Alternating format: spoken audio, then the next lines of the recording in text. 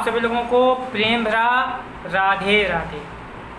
आप लोगों ने अभी तक अगर हमारे चैनल को सब्सक्राइब नहीं किया है, बेल नोटिफिकेशन ऑन नहीं किया है, तो वो अवश्य रूप से कर लें।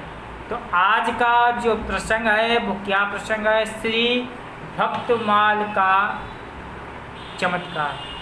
तो जैसे रामायण है, जैसे श्रीमद् भागवत जी है, वैसे ही एक ग्रंथ है, बहुत ही पावन ग्रंथ है जिसका नाम है श्री भक्तमाल।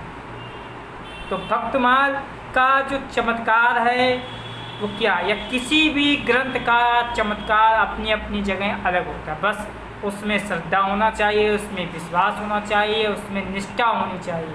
यदि आपको निष्ठा है, विश्वास है, लगन है, तो आप वो कर सकते हैं या वो पा सकते हैं जिसके बारे में आपने सोचा भी नहीं। तो हम आपको आज प्रसंग सुनाने से पहले आज का जो पहला क्वेश्चन है उस ओर आपको लेके चलते हैं।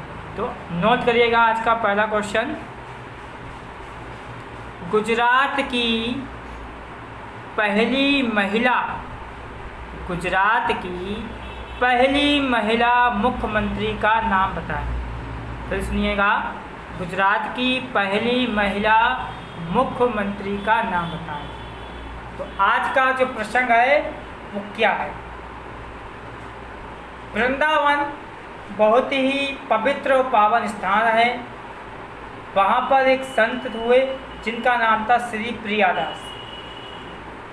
अलवर राजस्थान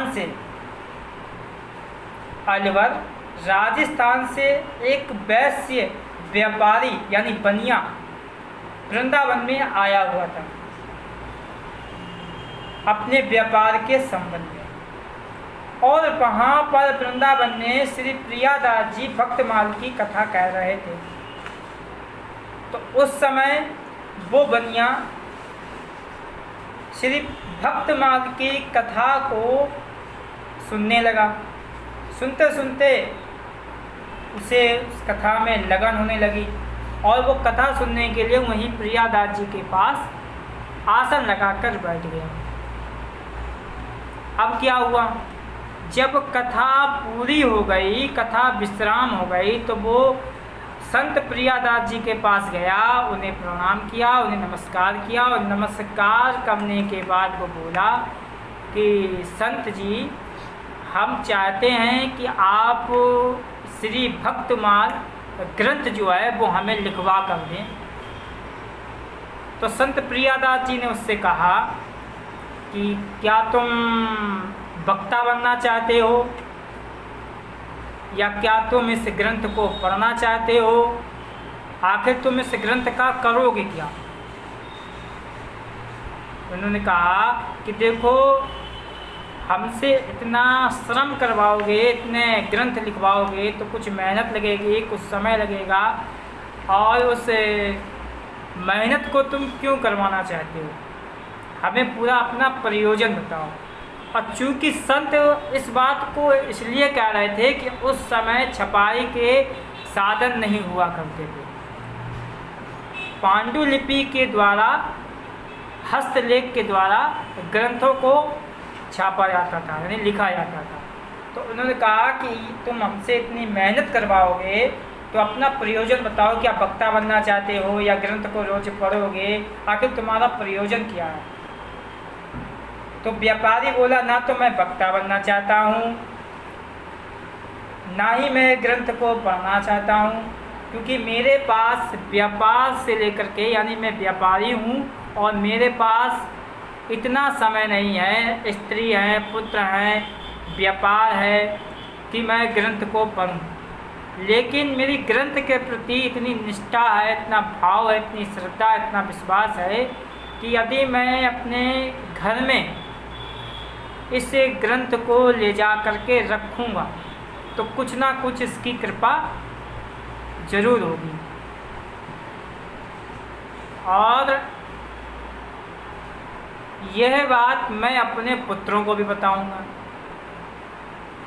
क्या कि मैं अपने घर ले जाऊंगा, ले जाने के बाद इसकी पूजन करूँगा। पूजन करने के बाद इसे अच्छे से वस्त्र में लपेट कर और एक स्थान पर इसे रख दूँगा और अपने पुत्रों से ये कह दूँगा जा कर के कि जब मेरा अंत समय निकट आए तो मेरे हृदय पर ये ग्रंथ जो है वो रख देना। अब संत ने जब उस व्यापारी की आवाज़ सुनी तो उनके नेत्र भर आए। उन्होंने कहा कि ग्रंथ के प्रति तुम्हारी इतनी निष्ठा, इतना विश्वास। बोले हाँ, मुझे ग्रंथ सुनकर एक ही दिन मैंने ग्रंथ सुना है, आज ही सुना है, और सुन करके इसकी महिमा के बारे में पता चला कि इतना अच्छा ग्रंथ। बोले जैसे रामायण जी में राम जी साक्षात विराजमान है, श्रीमद् भागवत जी में कृष्ण जी साक्षात विराजमान है, वैसे ही भक्तमाल में सभी संत विराजमान हैं। और मेरा ये पूर्ण विश्वास है कि मरते समय मैं संतों की कृपा से मेरा जो जीवन है वो उभर जाएगा। हुआ यही, संत जो है उनकी बात को माना और उनसे कहा कि हमें कुछ समय दो, हाँ इतना निष्ठा, इतना विश्वास तुम्हारा ग्रंथ के प्रति है तो हम तुम्हें ग्रंथ लिखकर जरूर देंगे। व्यापारी को संत ने समय दिया। संत जी ने जब समय दिया, प्रियादास जी ने जब समय दिया तो वही हुआ, उन्होंने ग्रंथ लिख करके व्यापारी को दे दिया। व्यापारी अपने घर पहुंचा। घर पहुंचने के बाद उसने पुत्रों से कहा कि जब मेरा अंत समय आए, बाकायदा पूजा पाठ की, सब कुछ किया, और उसने ये कहा कि जब मेरा अंत समय आए तो इस ग्रंथ को मेरे हृदय पर यानी मेरी छाती पर रख देना।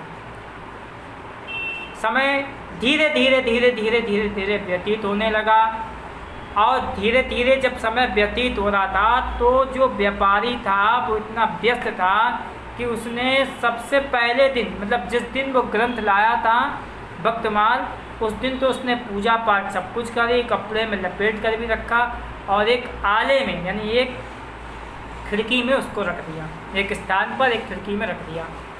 अब वो भूल गया, ना तो वो उस पर तुलसी चढ़ाता, ना ही फूल चढ़ाता, ना ही कोई पूजन पाठ, यानी इतना व्यस्त। लेकिन उसने अपने पुत्रों से ये कह रखा था कि मेरा अंत समय जब आए तो हृदय पे मेरे भक्तमाल रख देना। समय व्यतीत हो रहा था और व्यापारी का अंत समय अब नज़दीक आ गया तो व्यापारी के गले में कफ अटक गया और कफ अटक जाने के कारण वो बोल नहीं पा रहे थे। अंत समय उनका नज़दीक था तो उन्होंने अपने पुत्रों को इशारा करा और जब अपने पुत्रों को इशारा करा तो पुत्र समझ गए कि पिताजी ने ये कहा था कि जब मेरा अंत समय नज़दीक आए तो क्या करना, श्री भक्तमाल जो ग्रंथ है, पावन पुनीत जो ग्रंथ है, वो मेरे हृदय पे रख देना। हुआ यही, पिताजी बोल नहीं पा रहे थे, बच्चों को इशारों में समझाया और वो ग्रंथ जो था पुत्रों ने अपने पिताजी के हृदय पर रख दिया। जैसे ही ग्रंथ श्री भक्तमाल जी को व्यापारी के छाती पर रखा, वैसे वो हे कृष्ण गोविंद हरे मुरारी श्री कृष्ण करके वो बोलने लगे। ये सब देख कर उनके जो पुत्र थे अचंभित हो गए। तो पुत्रों ने अपने पिताजी से कहा कि अभी तो आप बोल नहीं पा रहे थे और ग्रंथ जैसे ही रखा हमने आपकी छाती पर, वैसे ही आपने नाम उच्चारण करने लगे। ऐसा क्या? बोले कि जब मैं बोल नहीं पा रहा था तो यमदूत आए थे और मुझे यहाँ से लेकर जा रहे थे। बड़े बड़े यमदूत थे और मुझे लेकर के जा रहे थे, लेकिन मैंने जैसे ही तुमको इशारा किया तुमने ग्रंथ रखे छाती पे, वैसे ही वो ग्रंथ देखकर भाग गए।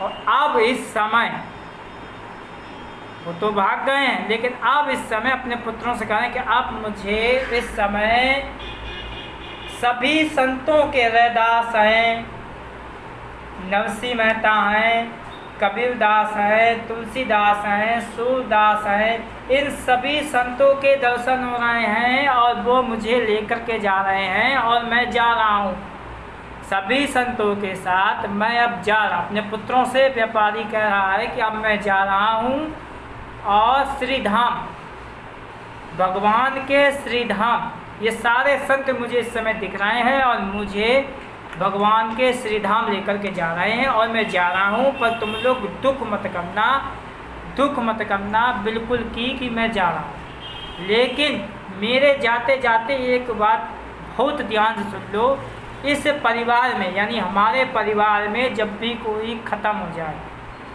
या ख़त्म होने वाला हो, उन्होंने कहा हमारे परिवार में जब भी कोई अंत समय में हो तो उसकी छाती पर, ये नियम बना लेना, उसकी छाती पर श्री भक्तमाल जरूर रख देना। हुआ यही, उतना कहते ही उनकी मृत्यु हो गई और उनके परिवार ने ये नियम बना लिया। लेकिन अब क्या हुआ, जो उनके पुत्र थे उस पूरे ग्रंथ का जो भी चमत्कार हुआ था उस सारे चमत्कार को बताने के लिए वृंदावन पहुँचे। और वृंदावन में जब वो गए तो उन्होंने वहाँ एक महात्मा को ये चमत्कार बताया और उस चमत्कार बताने के बाद उन्होंने उस ग्रंथ को यानी भक्तमाल की कथा भी करवाई, पूजन भी करवाया विधि विधान से, और हर साल वो भक्तमाल की कथा करवाने लगे, पूजन करवाने लगे, भंडारा इत्यादि करवाने लगे। और अपना नियम भी यही बना लिया कि उनके परिवार में जब भी कोई अंत समय में आता था और वो उसके हृदय पे यानी छाती पर भक्तमाल रख दिया करते थे। तो आपकी निष्ठा, इस प्रसंग से हमें ये सीख मिलती है कि अगर आपकी निष्ठा, आपका विश्वास है तो आपको सब कुछ मिलेगा। अगर आपको प्रभु पर विश्वास है तो आपको सब कुछ मिलेगा, और विश्वास नहीं है तो कुछ भी नहीं मिलेगा। इसलिए विश्वासम फलम दायक, आपको विश्वास है तो फल मिलेगा, नहीं है तो नहीं मिलेगा। तो श्री भक्तमाल का जो अद्भुत चमत्कार था उसका मैंने आपको आज वर्णन किया, प्रसंग सुनाया। इसी के साथ साथ मैं आज का जो दूसरा प्रश्न है वो करने जाऊँ। पहला प्रश्न कर चुका हूँ और दूसरा प्रश्न क्या है, बहुत ध्यान सुनिएगा। दूसरा प्रश्न ये है कि गुजरात की प्रथम महिला मुख्यमंत्री ने मुख्यमंत्री पद की शपथ कब ली, यानी तारीख बताना है आपको।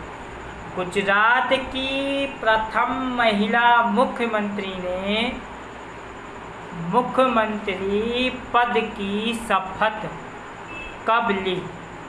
और आप सभी लोगों को हमारी तरफ से, हमारी पत्रिका की तरफ से, हमारी संस्था की तरफ से प्रेम भरा राधे राधे।